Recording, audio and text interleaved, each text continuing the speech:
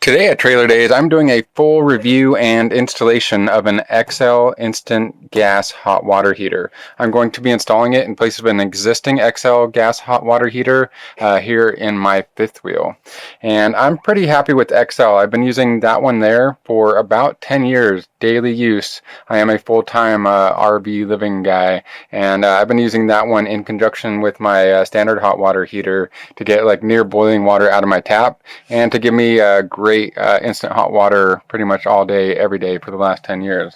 The older design uses a water diaphragm switch, and that water diaphragm did finally go out on me. You can get a replacement water diaphragm, and I'm going to do a video of how to replace that diaphragm and repair those cheaper instant gas hot water heaters.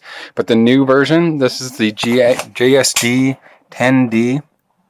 The newer version uses a magnetic water switch, which is much less prone to failure. So you're going to get a much longer life, and you don't have all kinds of complicated contraptions in there getting in the way.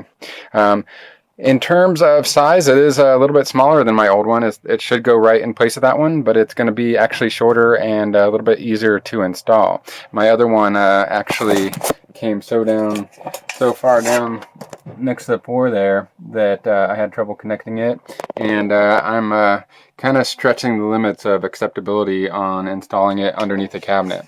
I would highly recommend that you install it in an open area, not underneath a cabinet, but since it is vent free, it has an oxygen depletion sensor which will keep it from getting dangerous. If it gets to the point where there's not enough oxygen in the area in which you install it, it'll just shut itself off. So it's a very safe appliance. You don't have to worry about carbon monoxide and lack of oxygen while you use this device. So first of all, I'm going to go ahead and take the cover off, show you what's under the hood. We're looking at the new one next to the old one side by side.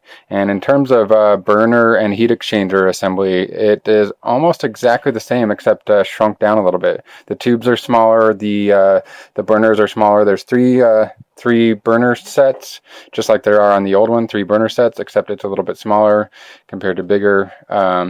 My question here is going to be, is it going to have just a lower water capacity, or is it going to be putting out the exact same amount of heat? I've been using this one for quite a while, so I'll be able to tell pretty quick if this one puts out as much more or less heat.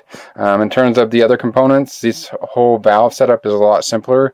Over here we had a whole complicated contraption that combined 2 knobs into one. I've taken that out. I've taken off a lot of parts so I could get down to the rubber diaphragm there. Make sure you check out my video on replacing that diaphragm. I'm going to attach this water heater to a hot tub and show you how you can set up a instant hot water heater hot tub setup for energy savings. You need at least 3 inches of clearance above the top of the unit. I would recommend as much top clearance as possible. With my old one mounted on that screw right there, I had this whole under cabinet area as a clearance area, but all of these hoses and stuff tended to get hot when I used the hot water heater for an extended period of time. That's why it's highly advisable that you install this in a wide open area, somewhere where it's not going to heat up anything that might be flammable. But you want at least 3 inches top clearance and 2 inches on each side. I'm going to go ahead and use my existing mounting hole, and because my wall is sloped, I've got that little 4x4 there to bring the top end out. Fit right in there pretty well, and it's quite a bit higher now, so I'll have much easier access to attach the pipes than I did before. Before it was quite a hassle getting those pipes on there. This will be wide open. I'm going to go ahead and screw it in now. To properly install the gas, you're going to need an adapter. This here is a 1/2 inch NPT to 3/8 inch flare, because my fitting is a 3/8 inch flare fitting. You are going to want to use the yellow Teflon tape on the fitting. Yellow has Viton in it. It's resistant to oil and specifically designed for gas. So we're going to go from that to our 1/2 inch adapter, and then we'll just screw our NPT, our flare fitting onto that. I just wrapped a whole bunch of Teflon tape around it and got it started, and held the top nut there with an adjustable wrench and went ahead and screwed it on.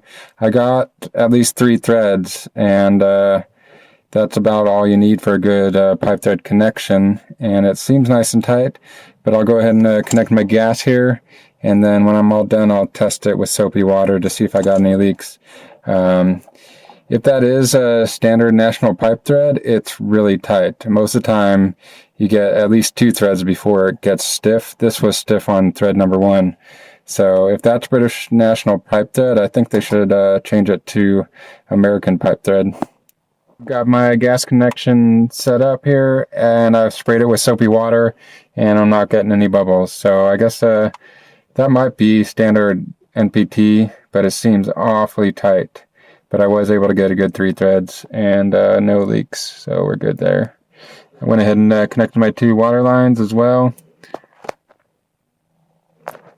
Those are both standard 1/2-inch NPT, and they just tie in with the water heater.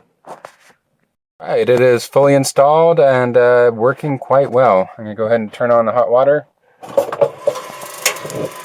It immediately detects the water, that light turns on, and it ignites. Very fast, very quick, and the water is nice and hot.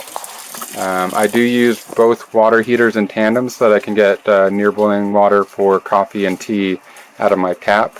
I wouldn't recommend that for everyone because you're going to end up putting a lot more stress on your piping in your RV. That's only for the people that are willing to get in there and replace pipes. In terms of setup here, I've got it coming out of my existing water heater over to the water inlet side, and that one is coming out over to the pipe going to feed the RV. So the hot water is still coming out of this existing hot water heater, going through there, getting reheated to near boiling temperature to give me near boiling water at the tap. If you're going to be using these diverter valves, I've found that they do tend to leak after a while. These are Camco diverter bypass valves, and they do work pretty well for a couple of years, but every single one of these has developed a leak, especially when you go to turn it. You get a little bit of water coming out. So if you're going to install one of these, I would highly recommend just taking the existing water heater out of the equation. Then you don't have all these little valves and places where leaks can develop. If you do want to have a dual water heater setup, just keep in mind you're going to have to keep an eye on it and watch for leaks. But it's working great. I'm going to append a full review here after a couple of days when I've had a chance to take some showers. But so far, I'm pretty happy with the size, the compactness, how easy it works, and everything.